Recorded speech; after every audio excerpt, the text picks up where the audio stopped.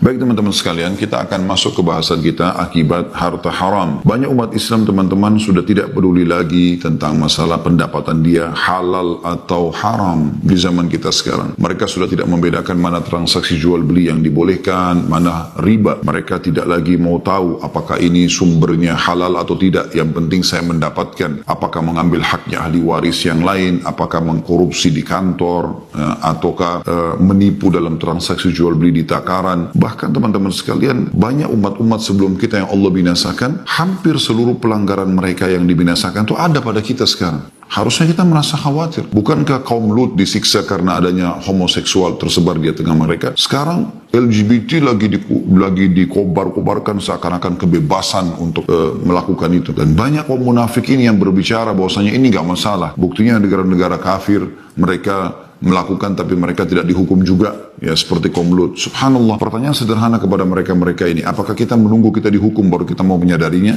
sebagaimana terjadi pada umat-umat sebelum kita? Bukankah juga kaum Nabi Saleh, Nabi Syuaib, ya, Nabi Syuaib tepatnya, mereka di negeri Madian curang dalam timbangan, dan itu sudah banyak terjadi di waktu kita sekarang. Banyak sekali pelanggaran-pelanggaran nabi-nabi sebelum kita terjadi pada kita. Maka kitanya harus lebih hati-hati harusnya. Dan Nabi SAW sudah menggambarkan kepada kita sebenarnya, dan sepertinya waktu itu ada di masa kita sekarang. Karena hampir mayoritas kaum muslimin, semoga Allah selamatkan, tidak menganggap bisa transaksi kecuali dengan riba, pada riba haram misalnya. Alasannya, saya nggak mungkin punya rumah kalau saya tidak KPR, walaupun harus riba. Saya nggak mungkin punya kendaraan kecuali saya harus cicil dengan cara riba.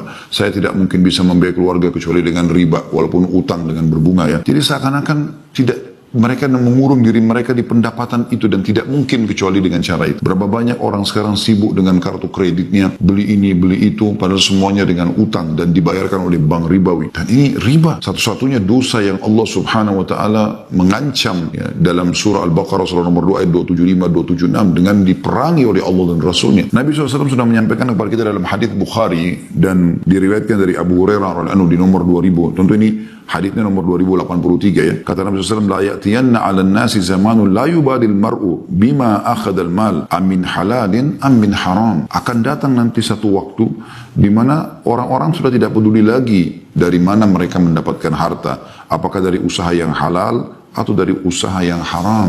Bagi mereka nggak penting itu. Tidak mereka fikir akan ada efek-efek daripada masalah pendapatan haram ini. Nanti akan kita bahas insya Allah lebih jauh tentang apa sih efeknya gitu. Di dalam sebuah statement yang disampaikan oleh Ibnu Taimiyah rahimahullah, beliau berkata, wal qalilu minal halali yubarak fihi wal haramu al kathir yadhhab wa yamhaquhu Allah Ta'ala. Ini diambil dari Majmu' Fatwa beliau, Majmu' Fatawa di jilid 28 halaman 646. Beliau mengatakan sedikit dari yang halal itu lebih banyak membawa berkah di dalamnya, sedangkan yang haram yang jumlahnya banyak hanya cepat hilang dan Allah akan menghancurkannya. Jadi misalnya dana korupsi misalnya, mungkin dia berkhayal dengan sekian miliar di rekening dia, ya, pendapatan dia. Atau misalnya teman-temannya di kantor sedang bagi-bagi ada sebuah proyek apa yang dianggap itu bisa menghemat dana dan ternyata bukan milik mereka, lalu dibagi-bagi, yang penting dapat duit gitu kan. Dia tidak berpikir, dia cuma lihat jumlahnya, toh bisa cukup untuk beli kendaraan, bisa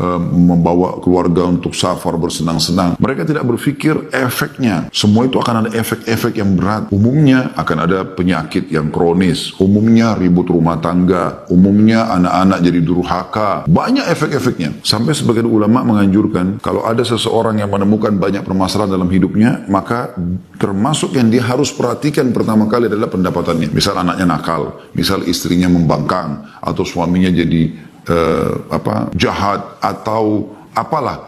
Maka salah satu yang jadikan bahan pertimbangan itu, termasuk penyakit kronis, bangkrutnya usaha, apalah rusaknya citra dan segala macam. Nabi SAW menyebutkan tentang masalah ini, bahkan mendoakan kecelakaan bagi orang yang selalu saja dia berpikir untuk pendapatan haram, tanpa berpikir ini apa efeknya gitu. Dalam sebuah hadis Bukhari di nomor 2886 dari Abu Hurairah, bahwasanya baginda Nabi SAW bersabda, ta'isa abdud dinari wad dirhami wal qatifati wal khamisa in u'tiya radi wa in lam yu'ta lam yarda. Celakalah wahai budak-budak dinar, dirham. Qatifa artinya pakaian yang memiliki bludru, maksudnya baju-baju yang bagus gitu, bermerek. Khamisa, pakaian yang berwarna hitam dan ada bintik-bintik merah. Ini termasuk pakaian-pakaian yang mahal, orang kadang-kadang memperebutkan dan merasa berbangga-bangga sombong dengannya. Jika ia diberi maka ia ridho, dan jika tidak diberi maka ia tidak ridho. Jadi ciri orang yang suka pendapatan haram itu, mereka tidak kenal lagi yang namanya ikhlas dalam bekerja. Bagi mereka, bayar, saya kerja. Ya, bahkan subhanallah kadang-kadang mereka melanggar akad mereka. Seseorang teman-teman kalau sudah punya akad kerja dengan satu instansi, berarti dia membawa nama instansi tersebut, dan kesepakatan gaji atau payroll yang ada setiap bulan itu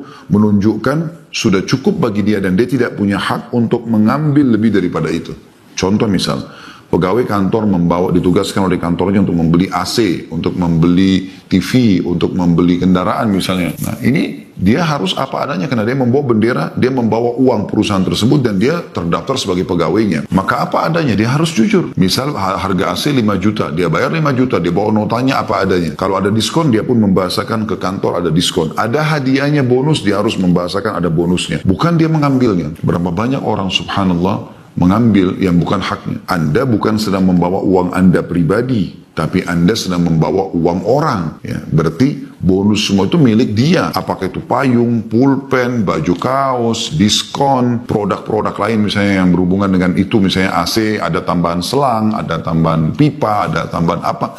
Semua itu pemilik harta. Yang lebih parah sering kita dengar di tengah-tengah masyarakat kita, mereka tidak peduli lagi teman-teman sekalian. Pada saat datang mereka suruh upgrade, disuruh naikkan notanya. Harga keramik, harga granit, harga AC 6 juta, 5 juta, dinaikkan jadi 7 juta. Yang lebih jauh lagi daripada itu kadang-kadang subhanallah dana-dana sosial mereka salah gunakan. Jadi mereka menggunakannya dengan cara memang mengambilnya, ya, sehingga akhirnya bukan haknya. Dan ini termasuk perbuatan yang masuk dalam pendapatan-pendapatan yang haram. Gitu. Ibnu Taimiyah juga berkata di Majmu' Fatawa juga, tapi di jilid yang lain, jilid 10, halaman 190, وَهَذَا هُوَ عَبْدٌ هَذِهِ الْأُمُورِ فَلَوْ طَلَبَهَا مِنَ اللَّهِ فَإِنَّ اللَّهِ إِذَا أَعْطَاهُ إِيَّاهُ رَضِي وَإِذَا مَنَعَهُ إِيَّاهُ سَخِطْ وَإِنَّمَا عَبْدُ اللَّهِ مَنْ يُرْضِيهِ مَا يُرْضِي اللَّهِ وَيَسْخَطُهُ مَا يُسْخِطُ اللَّهِ وَيُحِبُّ مَا أَحَبَّ اللَّهُ وَرَسُولُهُ وَيُبْغِضُ مَا أَبْغَضَهُ اللَّهُ وَرَسُولُهُ. Jadi beliau menanggapi hadis tadi ya tentang celakanya hamba dinar, hamba dirham gitu kan, hamba pakaian mewah yang dia tidak mau peduli dari sumber halal atau haram gitu. Inilah yang namanya budak atau budak harta-harta. Jika ia memintanya dari Allah dan Allah memberinya, ia pun ridha. Namun ketika Allah tidak memberinya, ia pun murka. Kemudian beliau mengatakan, Abdullah atau seorang hamba Allah adalah orang yang selalu ridha terhadap apa yang Allah ridhai dan ia murka terhadap apa yang Allah murkahi. Cinta terhadap apa yang Allah dan Rasulnya cintai, serta benci apa yang Allah dan Rasulnya benci. Ali bin Abi Thalib berkata, teman-teman sekalian, dalam sebuah statement yang menarik, barang siapa yang berdagang namun belum memahami ilmu agama, maka dia pasti akan terjerumus dalam riba. Kemudian dia akan terjerumus ke dalamnya dan terus-menerus terjerumus. Umar bin Khattab juga mengatakan, la yattajir fi suqina illa man faqiha aklur riba atau aklar riba. Janganlah seseorang berdagang di pasar kami kecuali dia sudah faham betul tentang seluk-beluk riba. Jadi Umar bin Khattab melarang di pasar beliau, di masa khilafah beliau, berdagang kecuali semua pedagang itu sudah harus tahu. Tidak ada transaksi riba di sini. Coba Anda bayangkan dengan zaman kita sekarang. Bisa dikatakan tidak ada pasar yang tanpa riba. Tidak ada mall yang tanpa riba. Transaksi menggunakan perbankan-perbankan ribawi, kartu kredit, dan segala macam gitu kan. Walaupun masih ada fatwa ulama mengatakan kalau orang tidak mendapatkan perbankan syariah atau ada fasilitas yang dia tidak dapat dan dia cuma menggunakan sebagai fasilitas transaksi saja sebatas itu, masih ada yang membolehkan. Tapi kan ada akad antara Anda dengan perbankan tersebut. Padahal kalau kartu kredit kadang-kadang ya, yang unik ini, orang kan kalau utang, teman-teman sekalian, itu syaratnya dalam Islam harus tidak mampu. Dan memang dia niat untuk membayarnya. Tapi kapan seseorang mampu, sengaja utang, ini ada bahasan sendiri para ulama. Karena dia mampu untuk membayar, kenapa dia harus utang? Karena ada hadits Nabi SAW, matlul ghani zulm, menunda-nunda pembayaran bagi orang yang mampu, kezaliman. Ya. Jadi nggak boleh. Makanya teman-teman, kita lihat di kartu kredit itu makin kaya dia, ya, maka makin besar limitnya, makin dibukakan pintu utang. Ada orang subhanallah, maaf Bapak Ibu sekalian saya membahasakan ini, tentu saya tidak sebutkan perbankan tertentu, saya cuma menyebutkan masalah tentang fungsi kartu kredit yang sekarang banyak terjadi. Subhanallah, sabunnya, odolnya, sikat giginya, handuknya, ya, listriknya, semua makanan, minuman yang dia konsumsi di rumah, pakaiannya, semua handphonenya, kendaraannya, semuanya ini riba. Kenapa? Karena semua dibayar pakai kartu kredit. Kenapa kok bisa riba, Ustaz? Kan kartu kredit kita bisa bayar sebelum jatuh tempo. Iya, tapi kan pada saat Anda telat bayar, seperti apa? Telat satu menit saja misalnya, hari ini terakhir sampai jam 12 malam, Anda lewat 1 menit, Anda kena denda. Dendanya itu riba kan? Atau memang kalau Anda memastikan memang Anda bisa memang menjaga supaya tidak kena sama sekali, itu mungkin masih ada celah yang kita bisa mengatakan, tapi umumnya orang tidak seperti itu. Telat kena gitu kan. Dan kita harus membedakan teman-teman pada saat kita sedang transaksi, mana kebutuhan, mana keinginan. Ini harus kita fahami baik-baik. Selama itu kebutuhan, kita penuhi. Karena itu tidak bisa kalau kita tidak penuhi makanan, minuman yang harus kita konsumsi. Kalau tidak, hari itu kita kelaparan misalnya. Dan keinginan itu adalah selalu mengikuti angan-angan, tidak pernah selesai. Keinginan nggak pernah ada selesainya teman-teman. Diskon di semua swalayan, pasar, itu tidak akan habis sampai hari kiamat. Jadi Anda jangan kemakan dengan diskon hanya memaksakan diri. Ya, gitu. Kita sesuaikan dengan apa yang kita butuhkan. Sehingga memang berjalan ya dengan kehati-hatian, karena semua akan ada hisabnya. Baik, untuk lebih jauh teman-teman kita memahami masalah ini, coba kita lihat dampak daripada harta haram itu. Apa sih akibatnya kalau kita punya pendapatan haram? Yang pertama teman-teman, itu akan terhitung maksiat dan durhaka kepada Allah Subhanahu wa taala. Serta itu akan mengikuti langkah-langkah syaitan. Saya minta teman-teman membuka aplikasi Al-Qur'an di handphone, ya, surah Al-Baqarah surah nomor 2 ayat 168. Sekali lagi Al-Baqarah surah nomor 2 ayat 168. Coba Anda renungi ayat ini. Allah Subhanahu wa taala berpesan, dan ini sudah turun dari 1400 tahun yang lalu, akan berlaku terus sampai hari kiamat, ya. Artinya sampai menjelang hari kiamat, ya. Ayat Al-Qur'an akan terus berlaku hukumnya. Allah Subhanahu wa taala berfirman, a'udzubillahi minasyaitonir rajim. Ya ayuhan nasu kulu mimma fil ardi halalan thayyiban wa la tattabi'u khutuwati syaitan innahu lakum aduwwum mubin. Hai sekalian manusia, makanlah yang halal lagi baik, berkualitas. Ini dua hal yang harus kita selalu hubungkan, ya. Selain halal, harus tayyibah, halalan tayyibah. Tayyibah artinya berkualitas. Ayam halal, tapi kalau sudah rusak atau bangkai, jadi tidak tayyib, berubah jadi haram dia, ya.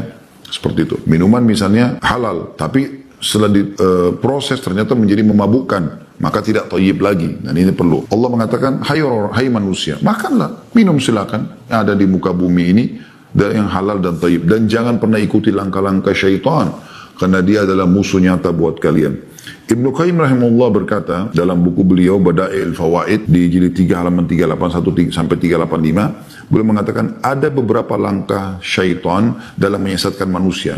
Jika langkah pertama tidak bisa, maka akan beralih pada langkah selanjutnya dan seterusnya. Langkah pertama adalah dia mengajak pada kekafiran, ya, kesyirikan, dan memusuhi Allah dan Rasulnya. Ini puncaknya. Kalau ini bisa berhasil, maka dia sudah kufur kan. Kalau tidak bisa, dia pindah langkah kedua, diajak pada amalan yang tidak ada tuntunannya. Dia sibuk dengan dia yang dianggap ibadah, tapi ternyata nggak ada dalilnya, nggak ada perintahnya, sehingga dia tidak ada pahalanya bagi dia. Langkah ketiga, diajak pada dosa besar atau al-kabair, durhaka sama orang tua, zina, riba, segala macam. Langkah keempat, diajak dalam dosa kecil atau as-saghair. Kemudian langkah kelima, disibukkan dengan perkara mubah. Kalau seandainya langkah keempat, dosa-dosa kecil pun dia lebih hati-hati, maka disibukkan dengan perkara mubah yang sifatnya boleh, tidak ada pahala dan tidak ada sanksi, tapi berlebihan. Misalnya tidur mubah, mandi mubah, makan mubah, tapi dibuat berlebihan sama syaitan, ya. Kalau juga tidak berhasil di situ, maka langkah ke-6 kata beliau disibukkan dengan amalan yang kurang afdal, padahal ada amal yang lebih afdal. Jadi ini yang beliau sampaikan. Tapi yang kita titik beratkan teman-teman sekalian adalah bagaimana dirumuskannya di langkah ketiga. Kalau tidak bisa kesyirikan, kekufuran, amalan-amalan yang tidak ada panduannya, maka kemudian dia masuk kepada dosa-dosa besar. Jadi ini kedurhakaan kepada Allah Subhanahu wa taala, karena Allah melarang masalah mengkonsumsi yang haram. Juga pernah disebutkan dalilnya bahwasanya ada seseorang yang ditugaskan oleh Nabi SAW untuk mengumpulkan zakat. Jadi dia ambil zakatnya Nabi SAW. Dia jalan, kumpulin zakat, setelah itu dia pulang. Lalu dia datang ke hadapan Nabi SAW dan para sahabat, lalu dia mengatakan, ini zakat kalian yang sudah saya kumpulkan, ini punya saya, hadiah dikasih sama orang-orang gitu. Pada saat lagi ngumpulin zakat, apa yang terjadi? Jadi seperti Anda lagi tugas kantor, tadi yang saya kasih contoh di awal-awal pertemuan, kemudian Anda dapat bonus, dapat diskon. Apa kata Nabi SAW? Beliau naik di atas mimbar, SAW, kemudian beliau mengatakan setelah memuji Allah dan menyebutkan salawat untuk diri beliau SAW, beliau mengatakan, kenapa ada sebagian orang yang kami tugaskan untuk mengumpulkan zakat, kemudian, artinya sebagai pegawai, kemudian kemudian dia datang kepada kami dan mengatakan ini zakat kalian dan ini adalah punya saya. Coba dia duduk di rumah orang tuanya, apakah yang bonus itu akan datang kepada dia kalau dia sedang tidak bertugas? Maksudnya atau bukan dia yang bertugas? Tentu saya tidak. Artinya Nabi SAW menegur, nggak boleh. Ini pelanggaran yang bukan hak anda, jangan. Itu durhaka kepada Allah dan Rasulnya. Yang kedua, efeknya adalah dia bisa, teman-teman sekalian, membuat orang jadi malas beribadah. Pendapatan haram itu membuat orang malas beribadah. Sebagaimana dinukil dari Al-Quran, surah Al-Mu'minun, ayat 51, yang berbunyi, A'udzubillahi minasyaitonirrajim, Ya ayuhar rusulu kulu minat tayyibati wa'amalu salihan, inni bima ta'amaluna alim. Hai Rasul, hai para Rasul, makanlah dari makanan yang baik dan kerjakanlah amal yang soleh. Sungguhnya aku maha mengetahui apa yang kamu kerjakan. Yang dimaksud dengan makan yang tayyib, yang baik, di sini adalah makanan yang halal, sebagaimana disebutkan oleh Sa'id bin Jubair dan Ad-Dahhak, dua ulama tabi'in. Diambil dari tafsir Ibnu Katsir, tafsir Quran Al-Azim, jilid 5 halaman 462. Ibnu Katsir berkata rahimahullah, Allah Ta'ala pada ayat ini memerintahkan para Rasul alaihi wassalatu wassalam untuk memakan makanan yang halal dan beramal soleh. Penyandingan dua perintah ini adalah isyarat bahwa makanan halal adalah yang menyemangati melakukan amal soleh. Yang berarti, ya, kalau orang makan yang haram akan malas beribadah. Ini luar biasa. Pernah teman-teman Nabi Muhammad SAW merenungi kisah ini ya. Saking pedulinya beliau dengan jangan sampai makan yang haram ya. Syubhat aja beliau ragu. Satu waktu pernah beliau gelisah nggak bisa tidur. Kalau seingat saya di rumah Ummul Mukminin Maimunah radhiyallahu anha atau Ummu Salamah, salah satunya ya dari Ummul Mukminin, di rumah salah satu Ummul Mukminin, lalu beliau gelisah. Lalu istri mulia ini menanyakan, mengatakannya, Rasulullah, Anda gelisah tidak seperti biasanya. Kata Nabi SAW, sebelum tidur tadi, ini kan di malam hari, sempat saya temukan di dekat ranjang kita ini ada kurma, sebutir kurma. Lalu saya memakannya, dan saya tiba-tiba setelah menelannya teringat di rumah ini juga ada kurma sedekah. Sementara Nabi SAW tidak boleh makan sedekah. Beliau menerima hadiah tapi tidak makan sedekah. Gitu. Itu ciri Nabi SAW. Maka beliau tidak boleh makan, nanti dilarang oleh Allah SWT. Beda dengan kita, boleh umatnya menerima sedekah. Tapi Nabi SAW tidak. Maka Nabi SAW mengatakan, aku khawatir itu termasuk ya yang harta sedekah, maka menjadi mengganggu aku. Saya mengganggu nanti bagaimana ibadahku kepada Allah Subhanahu Wa Taala. Bahkan teman-teman sekalian, menjauhi pendapatan haram ini itu lebih penting di kalangan para salafus saleh dibandingkan mereka melakukan perbuatan yang halal. Ibnu Umar berkata, aku menjauhi 1 dirham yang haram lebih aku sukai daripada aku sedekah dengan 600 dirham. Jadi aku selamat, kalau kita di Indonesia mungkin dari 100 rupiah, saya tidak katakan 1 rupiah karena sudah tidak ada nilai 1 rupiah kan, 100 rupiah misalnya, atau 1000 rupiah lah. Saya selamat dari 1000 rupiah haram, lebih saya cintai daripada saya sedekah 600 juta. Padahal 600 juta itu kalau sedekah pahalanya besar. Tapi mereka saking hati-hatinya, jangan sampai saya masuk makan 100.000 rupiah aja. Ya, seperti itu. Terlebih lagi teman-teman sekalian, perbuatan-perbuatan konsumsi haram ini memang perbuatan orang-orang non-muslim, bukan kita. Karena mereka tidak kenal masalah halal haram. Terutama bangsa Yahudi, mereka disebutkan oleh Allah Subhanahu Wa Taala dalam Al-Quran. Ya, dalam surah Al-Ma'idah ayat 62-63 yang berbunyi, A'udzu billahi minasyaitonir rajim. Wa tara katsiran minhum yusari'una fil itsmi wal 'udwani wa aklihim as-suht. Labisa ma kanu ya'malun. Laula yanhahumur rabbaniyuna wal ahbaru an qawlihimul itsma wa aklihim as-suht. Labisa ma kanu yasna'un. Dan kamu akan melihat kebanyakan dari mereka, maksudnya orang-orang Yahudi, bersegera membuat dosa, permusuhan dan memakan yang haram. Bagi mereka biasa. Sesungguhnya amat buruk apa yang mereka telah kerjakan itu. Mereka adalah orang-orang, mengapa orang-orang alim mereka, maksudnya para pendeta-pendeta mereka, tidak melarang mereka mengucapkan perkataan bohong dan memakan yang haram. Sesungguhnya amat buruk apa yang mereka kerjakan itu. Anda bisa baca juga, ikuti terjemahnya Al-Ma'idah 62-63. Ibnu Katsir rahimahullah berkata dalam tafsir beliau, tafsir Quran Al-Azim jilid 3 halaman 429, ya, beliau mengatakan bahwa Rabbaniyun adalah para ulama yang menjadi pelayan, melayani rakyatnya. Sedangkan ahbar adalah sebagai ulama. Artinya, kenapa ulama-ulama mereka? Allah mengatakan, laula yanhahumur rabbaniyuna wal ahbar. Para ulama-ulama mereka, kenapa tidak menegur mereka untuk melakukan perbuatan-perbuatan tersebut? Haram. Dan ini tradisi mereka. Perbedaan dasar antara kita dengan orang-orang non-muslim, teman-teman sekalian, kita punya sistem. Judul sistem itu adalah 5 huruf, halal. Dan ini yang selalu kita fokus, serta 5 huruf yang lain kita jauhi, haram. Semuanya, dalam semua ini kehidupan kita. Udah, judulnya ini, halal, nikmati, haram, jauhi, selesai. Dan Allah Subhanahu Wa Taala memudahkan buat kita, saudaraku seiman, yang halal itu jauh lebih banyak daripada yang haram. Lalu untuk apa mencari yang haram? Allah pada saat haramkan babi, Allah ganti dengan sapi, kambing, ayam, kelinci, semua hewan air. Allah haramkan khamr, minuman keras. Allah halalkan susu, madu, sirup, air putih, banyak. Allah haramkan zina, Allah ganti dengan nikah. Sama-sama kebutuhan biologis, tapi ini nikmat, halal, status anak jelas nanti bukan anak haram. Ya. Kemudian juga biologisnya berpahala, ini haram. Anaknya nggak jelas statusnya, jadi anak zina.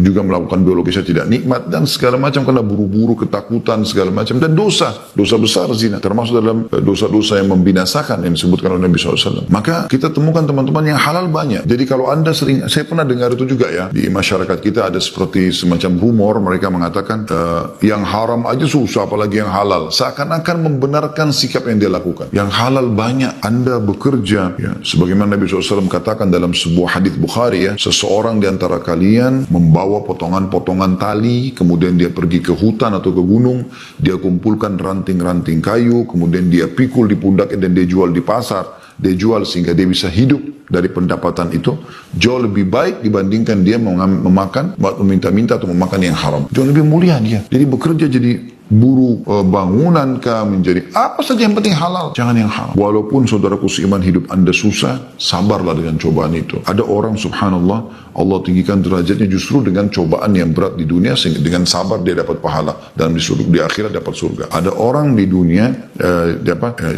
ada orang diberikan nikmat, maka dia dengan syukur, dia juga dapat itu kan. Tapi ada orang umumnya dicoba dengan cobaan, karena Allah tahu kalau orang ini dibukakan rezekinya, maka dia bisa berbuat maksiat kepada Allah SWT. Ada sebuah riwayat disebutkan Nabi SAW bersabda, Allah berfirman kepada malaikatnya, luaskan rezekinya si fulan, karena kalau kau luaskan dia makin beribadah kepadaku.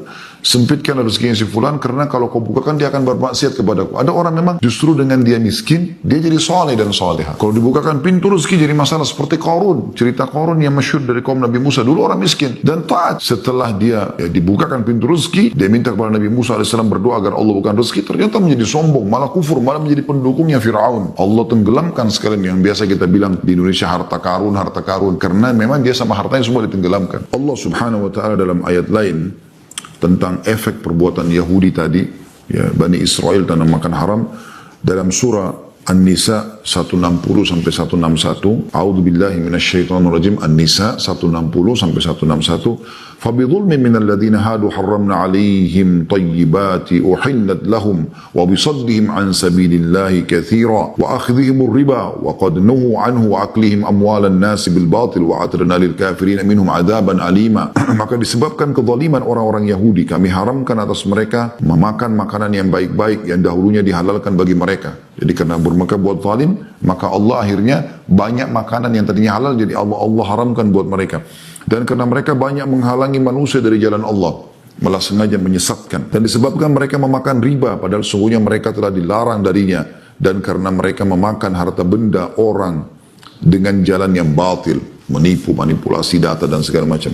Kami telah menyediakan untuk orang-orang kafir di antara mereka siksa yang pedih. Ibnu Katsir berkata rahimahullah, Allah melarang riba pada kaum Yahudi, namun mereka menerjangnya dan mereka memakan riba tersebut. Jadi orang sekarang tokoh-tokoh dunia ya menguasai bank-bank dunia kan orang Yahudi, mereka tahu sebenarnya riba tidak boleh. Itu sudah Al-Quran bocorkan buat kita, tapi mereka tetap lakukan, bahkan mereka menjadi pelopor-pelopor riba. Mereka pun melakukan pengelabuan untuk bisa menerjang riba. Itulah yang dilakukan mereka, memakan harta manusia dengan cara batil. Diambil dari tafsir Quran Al-Azim, jadi 3 halaman 273. Padahal Ibnu Katsir ini meninggal ratusan tahun yang lalu ya. Bagaimana kalau beliau hidup di zaman sekarang dan beliau lihat, maka beliau akan perkuat lagi apa yang beliau sampaikan tentang bagaimana mereka menghalalkan riba itu yang seharusnya seseorang menghindar darinya. Dari hadis Abu Hurairah juga radhiyallahu anhu, beliau mengatakan la taqumus sa'ah, bahwasanya Nabi SAW bersabda la taqumus sa'atu hatta ta'khudha ummati bi akhdhil quruni qablaha shibran bi shibrin wa dhira'an bi dhira'in.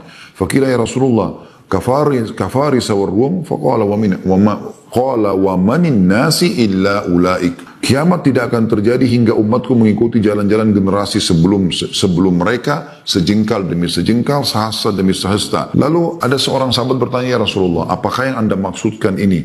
Di mana disebutkan dalam hadis Tirmidzi, nomor 614. Pernah Nabi SAW bersabda kepada Ka'ab radhiyallahu anhu, "Ya Ka'ab bin Ujrah, innahu la yarbu lahma nabata min suhtin illa kanatin naru awla bihi." Wahai Ka'ab bin Ujrah, sungguhnya daging badan yang tumbuh berkembang dari sesuatu yang haram akan berhak dibakar dalam neraka. Ancaman dalam riwayat yang lain, sehingga saya riwayat Bukhari, lahmu nabata min suhtin an-naru awla bihi. Daging yang tumbuh dari pendapatan haram, maka neraka lebih pantas baginya. Ini harus diperhatikan teman-teman sekalian. Berarti kita kalau makan yang haram, korupsi, manipulasi dan segala macam, berarti kita mengancam diri kita sendiri dengan api neraka, naudzubillah, karena akan menjadi bagian dari tubuh kita.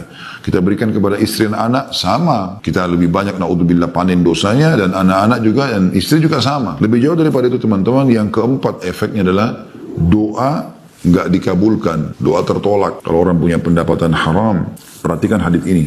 Dan ini efek yang keempat daripada pelanggaran-pelanggaran, ya, yaitu sabda Nabi SAW, "Inna Allah tayyibun la yakbalu illa tayyiba." Allah itu bersih, suci, baik, tidak terima kecuali yang itu. Makanya Allah tidak pernah terima sedekah dari uang haram. Kayak misalnya Anda sengaja umroh dan haji dari pendapatan korupsi atau manipulasi, atau Anda berikan kepada orang tua dengan niat berbakti, atau Anda berikan kepada keluarga dengan niat sedekah pada mereka. Nggak ada pahalanya, ini malah menambah dosa buat Anda. Karena Allah tidak akan terima. Wa inna Allah amara al-mu'minina bima amara bihil mursalin. Kata Nabi SAW, dan Allah memerintahkan orang-orang beriman sebagaimana Allah telah perintahkan para utusannya. Faqala, dalam firman-Nya, "Ya ayuhar rusulu kulu minat tayyibati wa'malu salihah." Wahai para utusan, ya, makanlah dari yang baik-baik dan berbuat amal saleh. Tadi sudah kita sebutkan, salah satu efeknya adalah orang kalau makan haram jadi malas beribadah. Kalau orang makan halal malah akan semangat beribadah.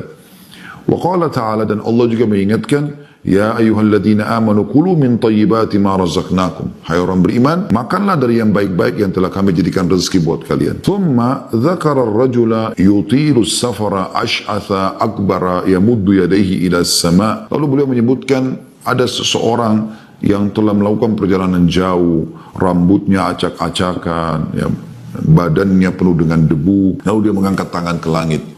Dia mengatakan, "Ya Rabbi, Ya Rabbi, wahai Tuhanku, wahai Tuhanku." Dia berdoa, meminta sesuatu kepada Allah, mungkin kesembuhan, mungkin keselamatan, mungkin rezeki, mungkin anak, mungkin pasangan hidup, mungkin pekerjaan atau apa saja. Tapi Nabi SAW mengatakan, "Wa mat'amuhu haram."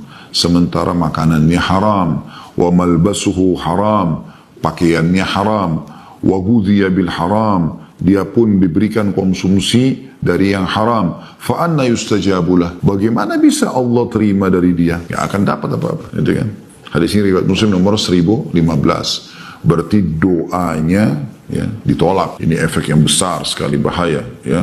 Kemudian yang kelima teman-teman, transaksi yang haram ini atau pendapatan haram ini salah satu penyebab dari mundurnya kaum muslimin. Jadi efeknya besar sekali. Efek kepada individu bisa terancam dengan neraka, bisa terancam dengan segala macam masalah. Keluarganya juga begitu, ya, dia sakit, ya, istrinya sakit, habis hartanya. Pendapatan haram ini luar biasa teman-teman. Saya tiba-tiba teringat kisah, ada paman saya cerita, ada orang yang beliau kenal, ya, orang ini kaya raya, ya, kemudian diajak transaksi atau diajak bisnis oleh seseorang yang lain. Diajaklah ini bisnis. Tadinya orang ini masih ragu karena jumlahnya cukup besar, tapi ternyata teman-teman sekalian, yang ini bersumpah atas nama Allah, dia akan jujur. Bahkan dia mengatakan, "Apakah Anda Muslim yang beriman pada Al-Quran?" Maka yang punya harta mengatakan iya. Maka dia yang mau berencana ngajak investasi mengatakan, "Saya bersumpah atas nama yang sedang kita imani, Al-Quran." Maksudnya saya beriman atas Allah yang menurunkan Al-Quran ini, kalau ini transaksi benar. Maka ditransferlah uang tersebut. Subhanallah. Karena memang dasarnya niatnya mau menipu, ya sudah. Ya, beberapa hari pertama masih menjawab telepon, setelah sebulan sudah mulai putus, 2 bulan hilang sama sekali. Subhanallah, orang ini paman saya saksikan sendiri. Dia bilang,